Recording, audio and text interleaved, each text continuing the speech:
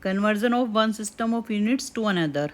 So x equals to nu, x is any physical quantity, इसको हम लिख सकते हैं numerical value multiply with unit.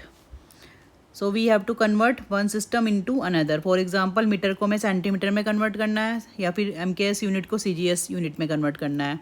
So N1 U1 equals to N2 U2. N1 and N2 are the numerical value in two systems and U1 and U2 are the units in the two system.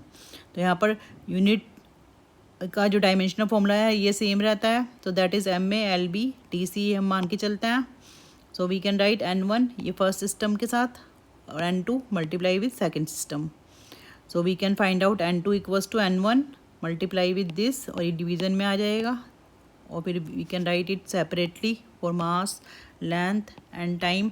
अगर यहाँ पर temperature या फिर current वगैरह given है तो we can write that also.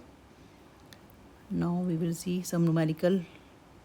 Convert as force of 1 newton into dyne. Dyne CGS system में होता है, न्यूटन MKS सिस्टम में होता है. तो 1 है यहाँ पर 1 न्यूटन, तो N1 1 हो गया यहाँ पर. और फॉर्मूला होता है डायमेंशनल फॉर्मूला फोर्स का ML T⁻².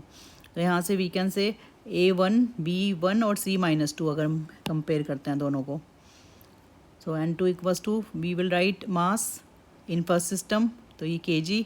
और फिर सेकेंड सिस्टम में लिखना है हमें, फिर length in first and second system, और टाइम तो सेम ही रहेगा. तो after solving this we can come to this conclusion that 1 newton equals to 10⁵ dyne. इसी टाइप से हम जूल जो कि एनर्जी या फिर वर्क की यूनिट होती है उसको हम CGS में कंपेयर कर सकते हैं उसके साथ. सो N1 यहाँ पर भी 1 है और डायमेंशनल फॉर्मूला होता है वर्क का ML² T⁻². So in the similar manner first system में क्या है, यहाँ पर MKS सिस्टम में क्या यूनिट है डिवाइडेड विद CGS में कितना है, और फिर हम इसको कन्वर्ट करेंगे सेम यूनिट्स में. So in this way the 1 joule equals to 10⁷ erg. So this is the CGS unit. Thank you.